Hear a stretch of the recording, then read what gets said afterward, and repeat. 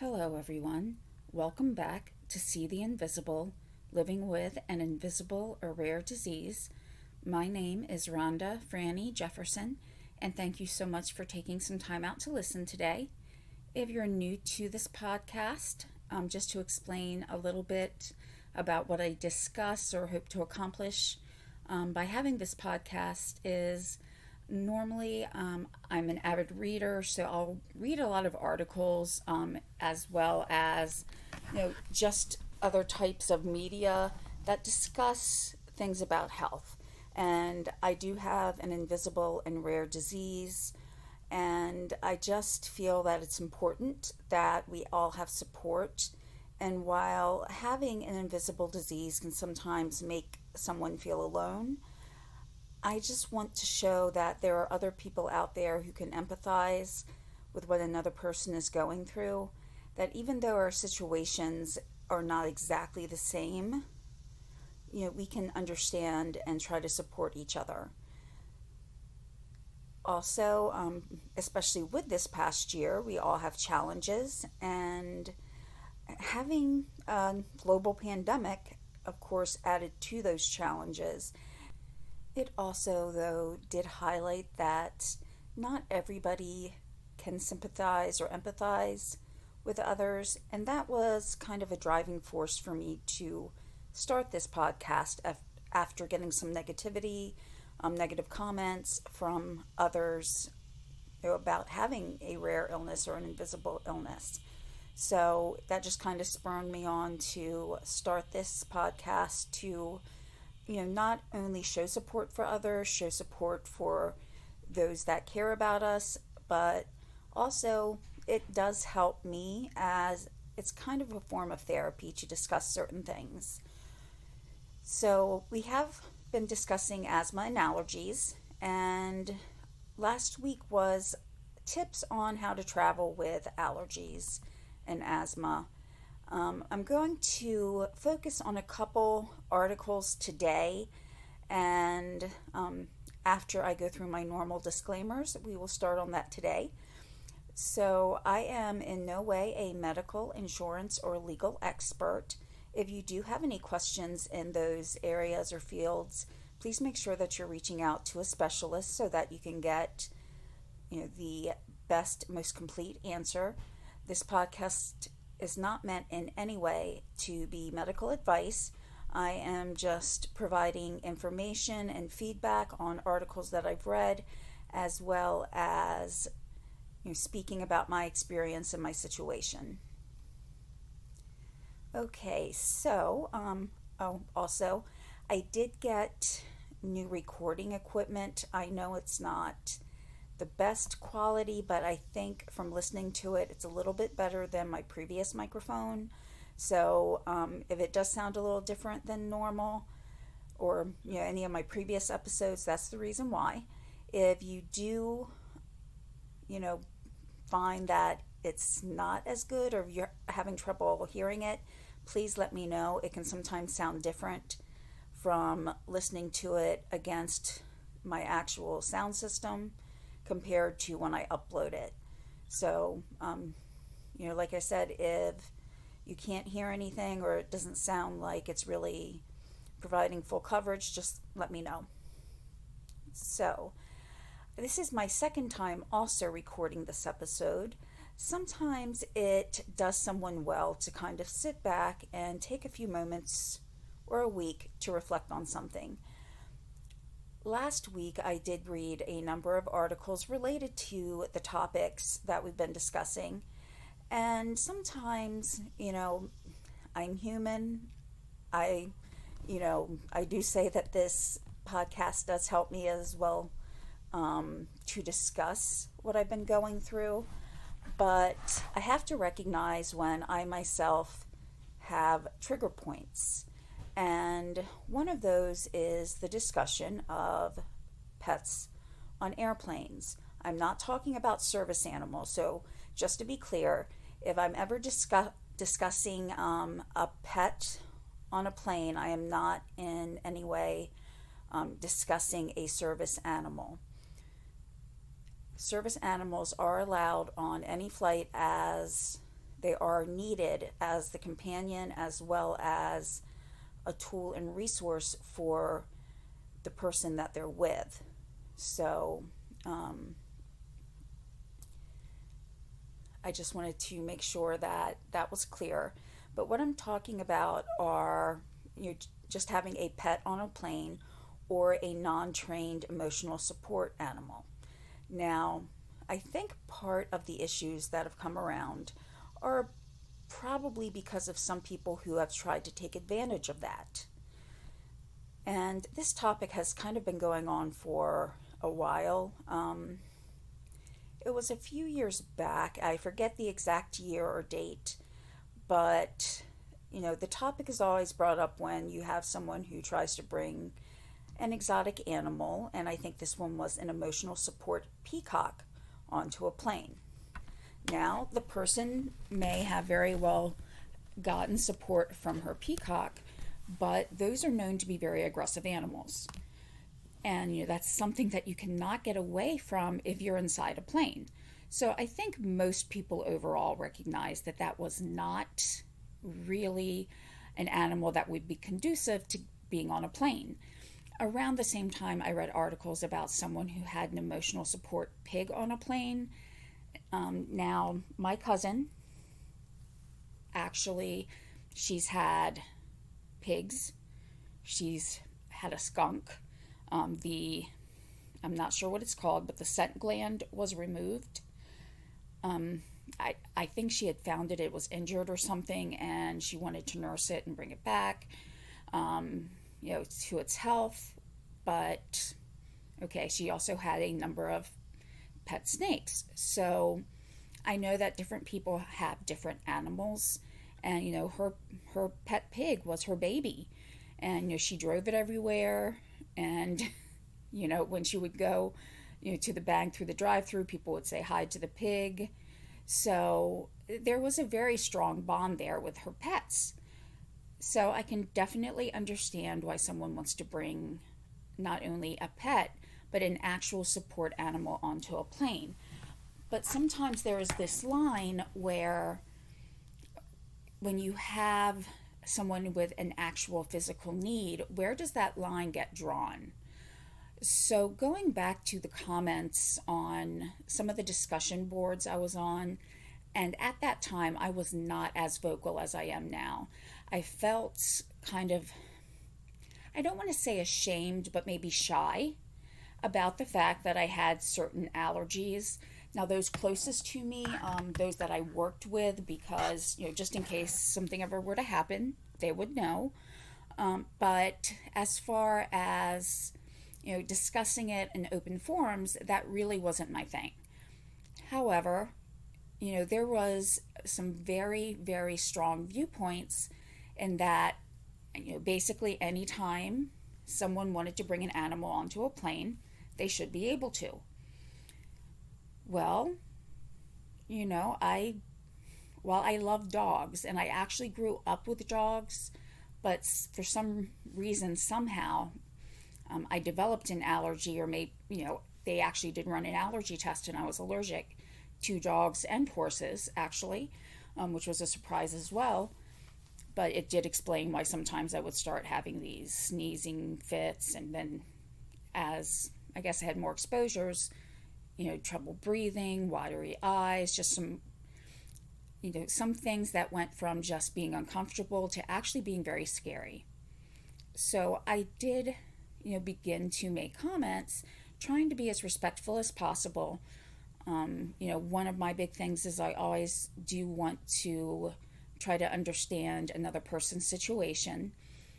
But one person came back with me, and I probably mentioned it before, but he said that being allergic to dogs was God's way of telling me that I don't belong on this planet. Well, I am very, very emotional at times, which is kind of funny because 10 or 12 years ago, my mom would even say, "You don't get emotional about anything." And that's true at that time. But I now have a 12-year-old son, and I think going through that, being the protective mama bear now, I get very emotional, and, I internalize a lot of things too. Hearing that comment, I thought of not only myself, but what if other people were reading through that and they were allergic to dogs or possibly cats or any other animal that you can think of? They're reading that too, and how must they feel? But at that time, I honestly didn't even know what a podcast was. So, how, a couple of years changes things. And, it never crossed my mind that I could start a podcast. But, having, I would say, the same tone of, comments made to me in this past year and a half, then, that's what kind of gave me this voice right now. So, getting back to actual pets on a plane, what happens if someone truly does have a medical need to not be around that certain pet, whether it be a dog, cat, whatever the animal may be? And so, through a lot of information, I go through it's one particular website that I've actually, interviewed someone from there. I love, really looking at this, but it's the Asthma and Allergy Foundation of America. I will make sure that every article that I looked through, and any sources that I used are linked in the description of the podcast. I always make sure that they're on there. And I was reading the story of a little boy who his family was his family was actually kicked off a plane, and the reason why is they did not know he was allergic to dogs. There was a dog on a plane, and basically the flight crew said, we don't want to be in the air when you may have a medical emergency. Now, granted, this is a little bit of a unique case in the fact that they weren't aware that he was allergic to dogs, but his family was kind of stuck where they were. And what nobody really knew, because it's not something he's going to announce, the father in the family was terminally ill.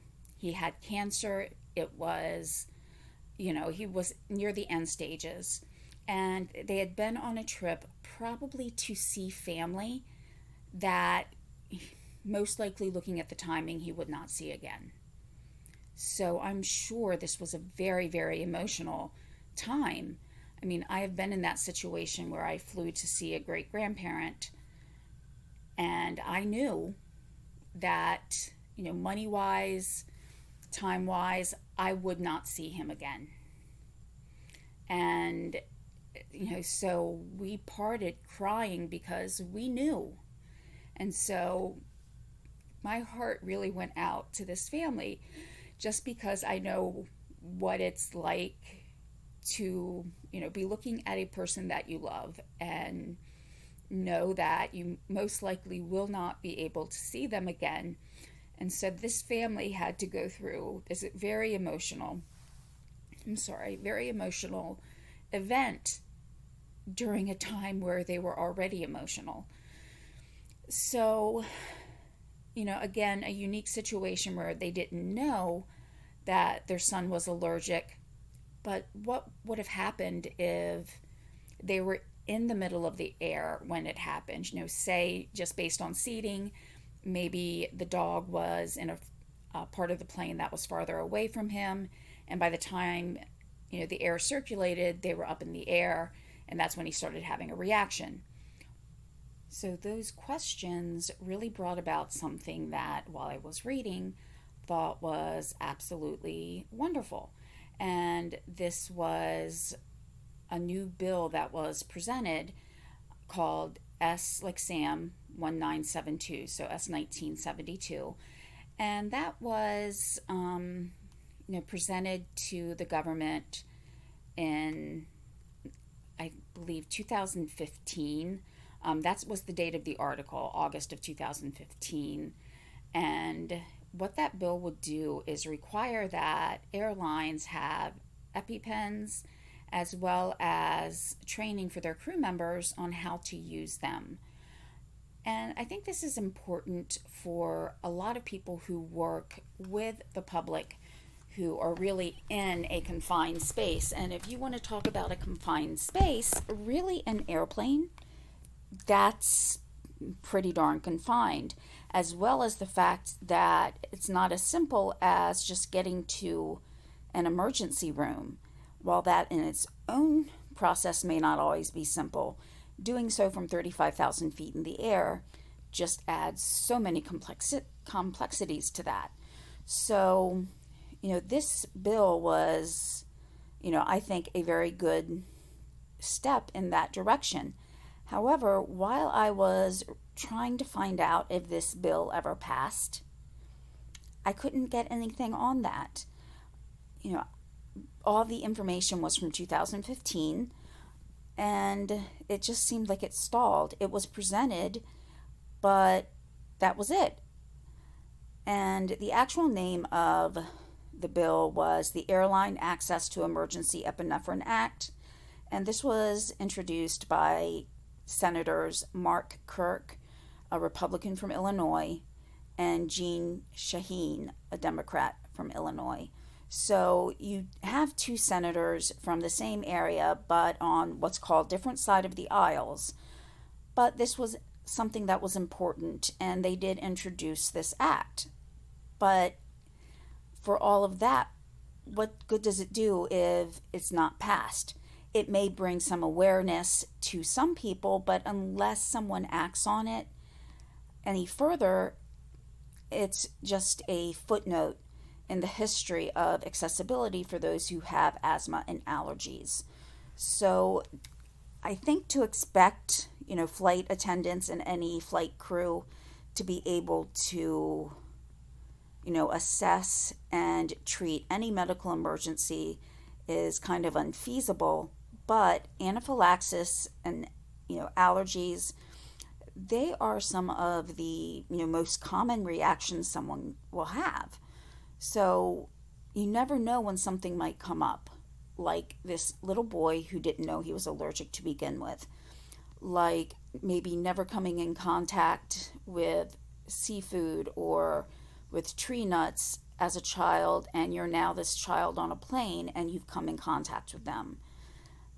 What's a parent to do? What's the flight crew to do? So having resources there definitely will, help families, help the flying public, and not just those who are directly, a part of it, not just that individual family, but as well as all of those around. So this is something I really would like to see this bill presented again. So I will keep doing some research on it to see if any further steps have been taken, but as of a couple of weeks ago, it had not. Now, also, there was a lawsuit brought against an airline for, basically something that the airline did not do when they were told that they would. Now, last week I mentioned that there was a model, a former Miss America, who had twice previously flown on an airline with her dog. This third time, she was told the dog could not fly with her. Well, she had called previously and they said that he could, and it was for this flight. It wasn't going by a previous flight. And of course, that did disappoint her, but we don't know really all the reasons why.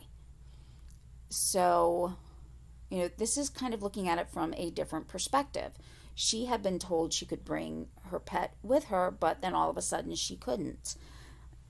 Now, there was no mention that whether or not this was a emotional support dog, even though from the article I got the sense that it probably was not, because it did refer to it as a pet. But we don't know. What if someone had called ahead and said that they were allergic to dogs? That may have been a reason why. Or there may have already been a different pet on the plane that maybe the interactions between the two would not have been, really conducive to flying. We just don't know. But for the inconvenience of not being able to fly with a pet, what if someone was, again, aboard the plane that had allergies? Now, you know, I think as a society, we hear a lot of things as, well, if you can't fly with animals, or if you can't be sure that you're not going to have an allergic reaction, then don't fly. Don't be on a train. Don't be on a bus. It's not really as easy as that. Example is I have a circulation condition in my legs as well. It's not related to what I consider my primary illness, but they do kind of feed off each other. One makes the other illness worse, and then when I have to take medicine for that, it then kind of reverses itself and makes the first one worse. But to be in a car for, say, 9 or 10 hours, it just would not work for me.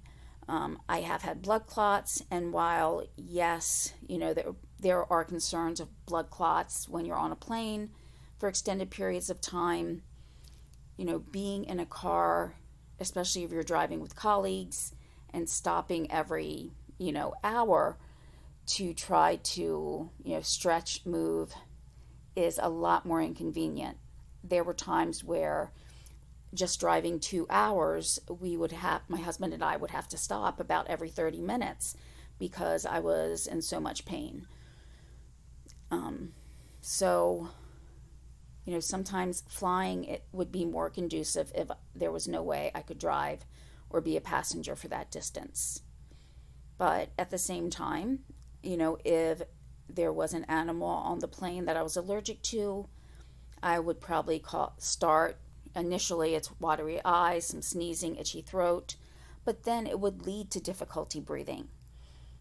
And, so it's not just as simple as say, well, don't fly. I can't really say that. Depending on the situation, it may be better for me to fly. Now, I'm not someone who flies somewhere every 6 weeks. That really wasn't part of my job, just occasionally. Just once for that. I had also been to the same location for personal reasons in the past. So I've maybe flown 6 or 7 times in my life. But compared to being in a vehicle and driving that distance, there would be no choice. There are situations where it might be a family emergency and you have to get back, and you just need to get there faster, so flying is your resource. But again, I do think a lot of it comes down to empathy. Unless someone has ever experienced difficulty breathing, or if they've had family members, who've had this issue, they may not realize quite how traumatic it can be. There's also, again, going back to, well, just don't fly if you have these allergies. What if the tables were turned? What if that person who's saying that develops an allergy or a sensitivity, or they come in contact with something that they didn't know they were allergic to? How would they feel then? The harshness sometimes of a response can be just as hurtful as the words themselves. So I really think that what we need to do, and when I say we, I mean a community, and not necessarily just those who do have allergies or asthma, but, as a community, to look at everyone's needs and not just look at it as a yes or no. Like this is right, this is wrong. There have to be different options. Will there ever be options that will fit everybody 100%? No. There was a lawsuit that a woman did bring. I started to mention this a little bit earlier, but she had, let the airline know that she was very allergic to peanuts, but she needed to fly. And she was told that the flight crew would make an announcement before, they took off. When she got there and got on the plane, she was told that no, they would not make the announcement. And someone 4 rows behind her started to eat peanuts. They ended up needing to make an emergency landing. She was in the ICU for 2 or 3 days. And, it, again, it can be very traumatic. I don't think there are words that can describe how it feels when you're gasping for air. And at that time, there's nothing that you can do to get that air. For those few seconds, maybe while you're looking for your inhaler, trying to get to whatever rescue medication that you need to, whether it be an inhaler or EpiPen, those are some of the scariest moments of your life. And you're trying to stay calm while at the same time doing something that, will protect and save you. So this woman was in this situation, but she lost the lawsuit. And now the airline was going after her to pay their legal bills. Now, this suit was brought quite a few years ago, so it's not as though it was just last year or the year before. I believe it was about 10 years ago. But then when we compare it to the little boy that was kicked off the plane just about 5.5 years ago, then there really wasn't much that had changed since then. And I apologize. It sounds like one of my neighbors might be cutting something down that's either a saw or a lawnmower. So I do apologize, which at this point means I probably should put my window down, because if there is a lawnmower, then I'm sure I'll probably start sneezing as well. But just to finish up the thought about the lawsuit, before I go close the window, this passenger needed to fly, and it was something that very simply could have been avoidable. And we hope that the person who would have, brought out a snack and ate some peanuts would have, been fine with saying, oh, okay, that's fine. I won't eat the snack until we land. But there's also, really nothing that, an airline can do to prevent someone from eating that snack, except that Canada does have a law. And they have to make accommodations within the 3 rows around the person with the allergy. But you know how I said there will never be a solution that will fit every circumstance? In the case with the lawsuit, the passenger was 4 rows back. So this goes along with the air recirculating in an airplane, or just that depending on the sensitivity, it may take a lot less to cause that anaphylaxis, that response, or to cause the asthma attack.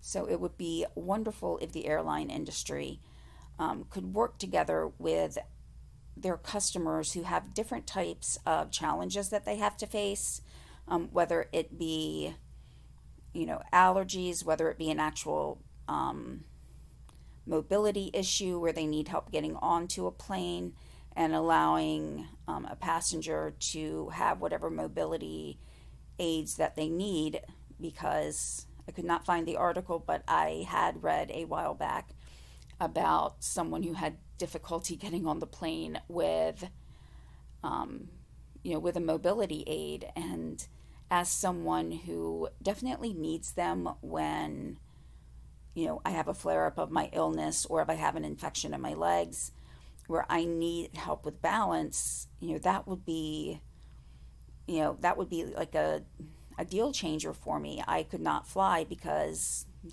case we haven't noticed, airports are huge.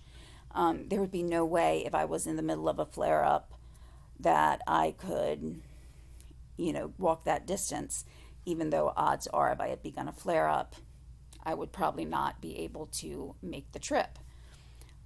But again, we go back to empathy and trying to understand what someone else is going through. One of the reasons that, I was very emotional, say last week, when I was looking at the articles and everything, was I did read some articles with those comments, and sometimes I really think I should just stop reading the comments. Um, but it was someone who does have a need for an emotional support animal, saying that not allowing an emotional support animal on a plane is discrimination. Well, at the same time, again, would someone who has an allergy be, when they call the airline and say, I cannot be on a plane with a cat, dog, whatever animal it may be, would that then mean it was discrimination against that person? There's just no really cut and dried answer.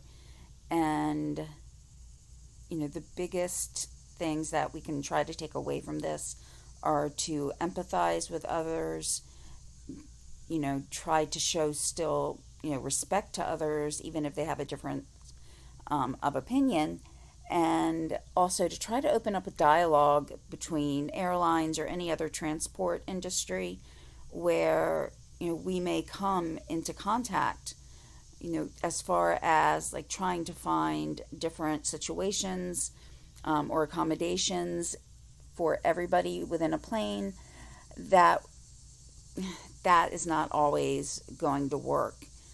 You're going to have some people who are allergic to cats but not dogs, allergic to dogs but not cats, or you can fill in any other animal in there.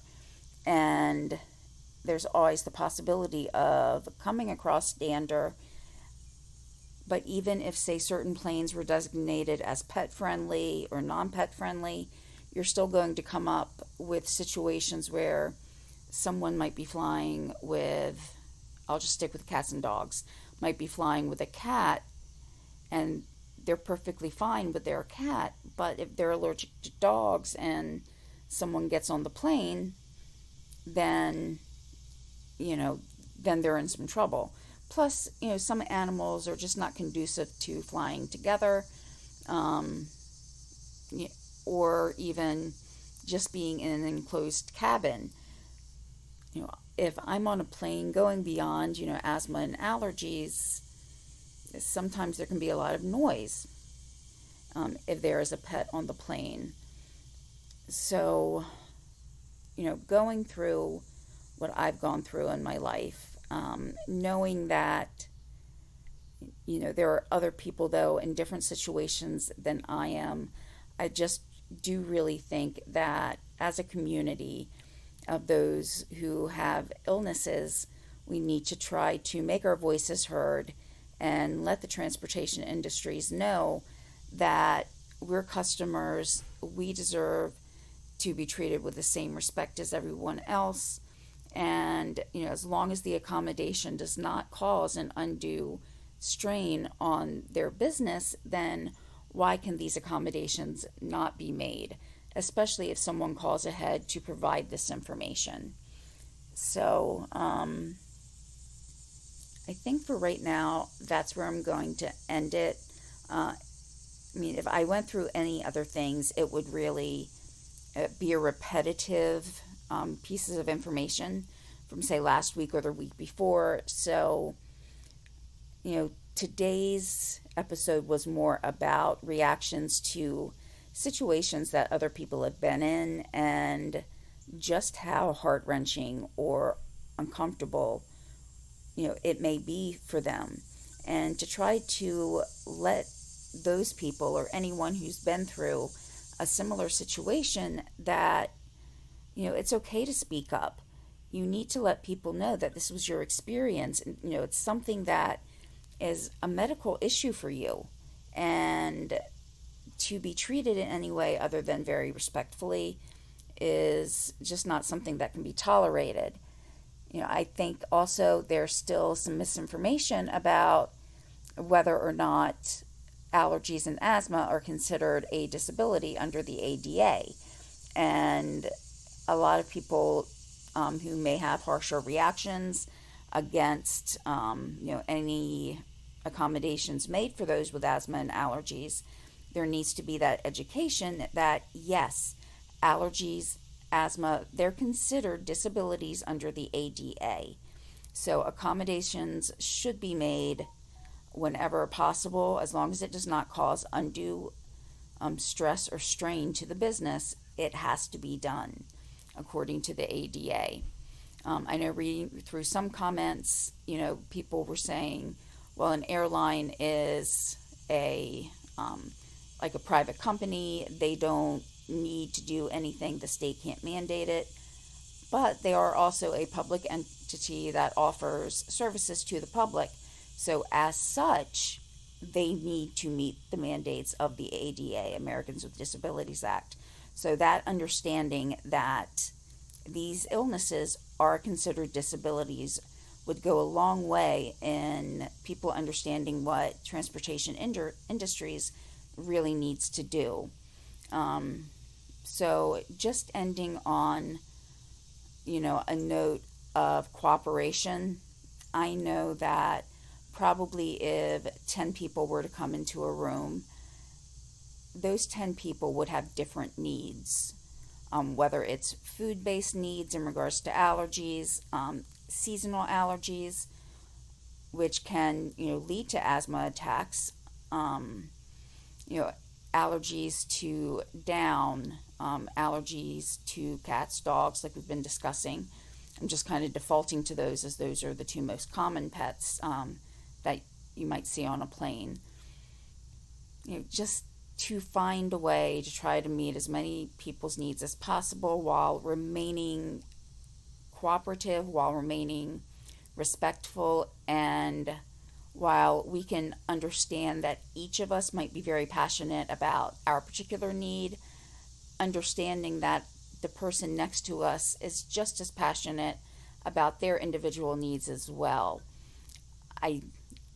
I've said this before, about individually we have the one voice, but together we have many voices, and that can be especially heard here.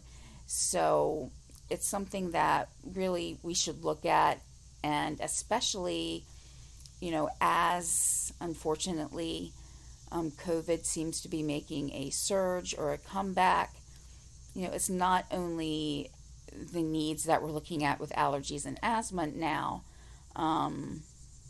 it's everything. Even finding empathy regarding that is sometimes difficult. Just at a school board meeting, not in my district, but in a district that's very close by, they actually had to close a school board meeting because parents were very upset about the mask mandate that our governor has made. But there was a certain story that a parent had said that her child has a disability, and as soon as I read that, I thought, okay, she's going to say that any precautions need to be taken to make sure that her son was not exposed. But it was actually the reverse. Because of problems with the medication that he's taken, wearing a mask is not as comfortable for him. So that was kind of a surprising eye-opener in a way. But at the same time, there's just as many children who may have the opposite, childhood diabetes, idiopathic juvenile rheumatoid arthritis. Those I know are not very common in children, but those are things that can be underlying conditions, along with, what we've been discussing, asthma, allergies, any type of congenital illness or condition that puts them at risk as well. So it's okay. What do we do with each student? We have different ones with different needs, and how are we able to accommodate those? The same thing goes on in transportation industries. Again, it's not a cut and dried approach, and I think if we all come together and just let everybody else know what our abilities, what our needs are, that will help go a long way in trying to empathize with someone in a situation that's different than yours, and then on the reverse, having them empathize with you, as long as everybody's treated with respect. Now, I do apologize. I probably repeated myself a few times. I do tend to get a little talkative at times if I have a lot of feeling about certain things, and this is definitely one of them. So, thank you all for your patience for hanging in there. I hope that the new microphone worked out a little bit better than the previous one. And if you do have any future ideas, please let me know.